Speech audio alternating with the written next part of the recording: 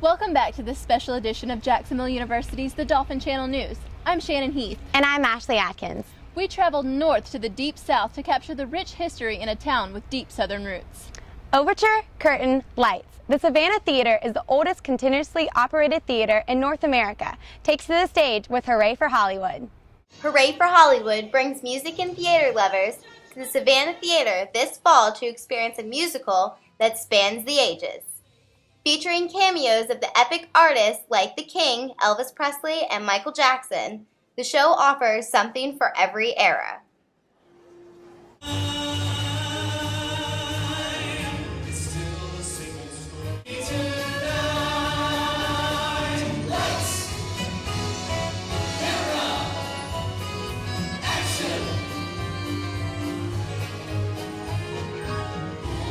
The Savannah Theater pays tribute to the greatest musical movies of all time, from the golden age to today's blockbusters. For owner and actor Mike Zola, Hooray for Hollywood represents the historic significance of the music in the movies. The musical Hooray for Hollywood is a tribute to music from the movies. It's everything from the 1920s when the talkies started, when music and talking and singing in movies came to be, right up to present day. So we've got everything from tributes to The Wizard of Oz and all the way up to Hairspray, one of the most recent musicals. Johnny Mercer, who is from Savannah, Georgia, has a nice tribute section. We also pay tribute to Walt Disney, who has more Academy nominations than any other name. And actually Johnny Mercer is number 3 on the list of Academy Award nominations. And John Williams, we have a nice tribute to him. He's number 2 on the list. So we've got a great mix of different people. My favorite part of the musical is a tricky question. It's an ensemble show, and so sometimes we're in the background while someone else is featured. I'm personally featured when we do the tribute to Hairspray, and I get to come out in the John Travolta role, dressed as a woman.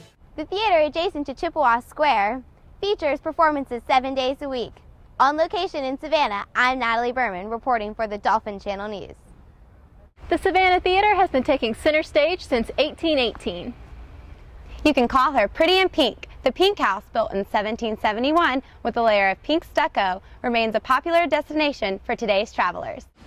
The house has served as a private home, a bank, a tea room, and headquarters for one of Sherman's generals.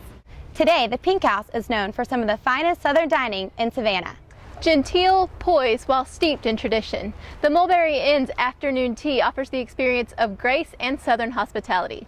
Natalie Berman takes us in for afternoon tea.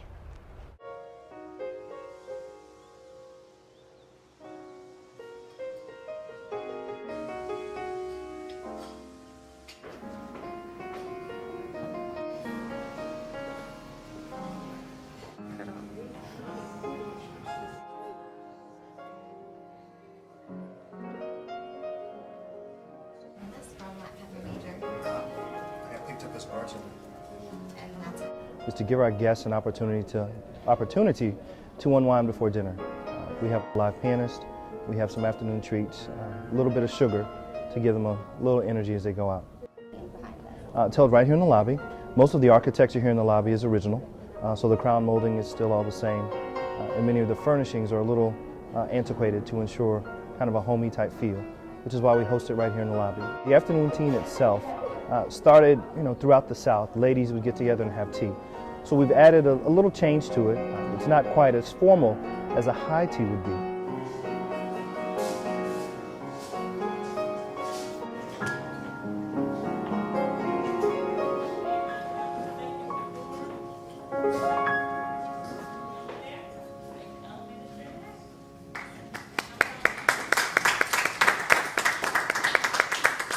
Afternoon tea is held every day at 4 o'clock in the lobby with a live pianist, pastries, and of course, your choice of afternoon tea.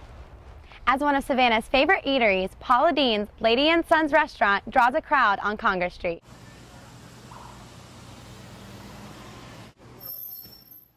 With lines wrapped around the block, Paula Dean's Lady and Sons restaurant calls for guests to put their name on the waiting list up to 4 to 5 hours in advance. In addition to her restaurant, the Food Network sensation offers guided tours of her hometown, as well as a store with Southern cookbooks and Paula Dean-themed gifts and souvenirs.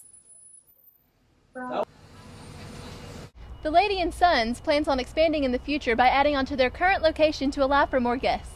One of the most prestigious art schools offers the framework for a comprehensive architectural degree.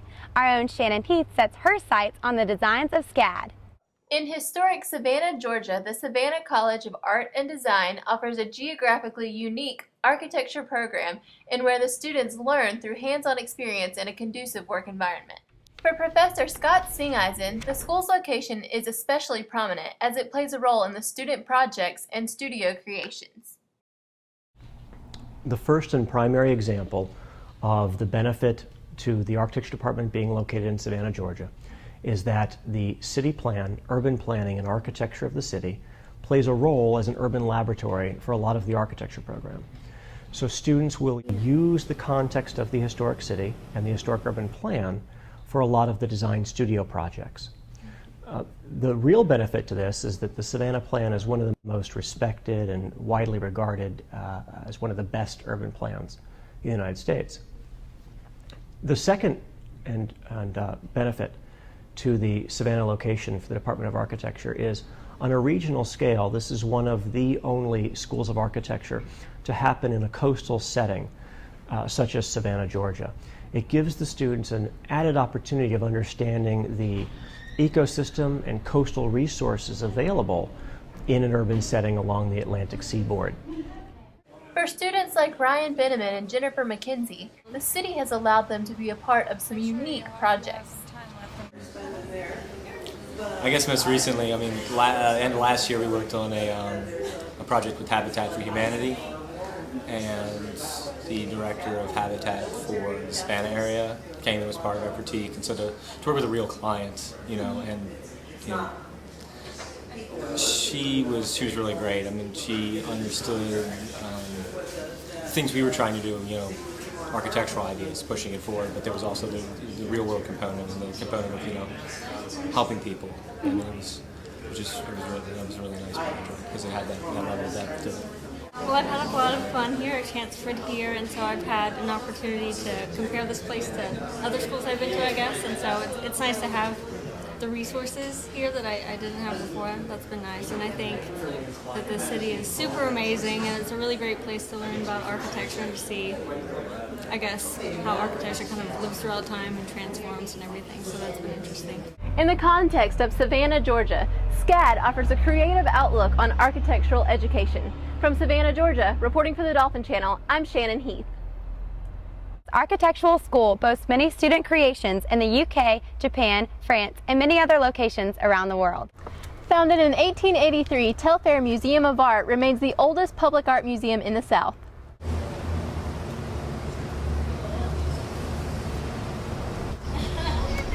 The museum consists of several buildings of operation, including the Telfair Academy, the Owens Thomas House, and the Jepson Center, featuring the new exhibit, Dutch Utopia.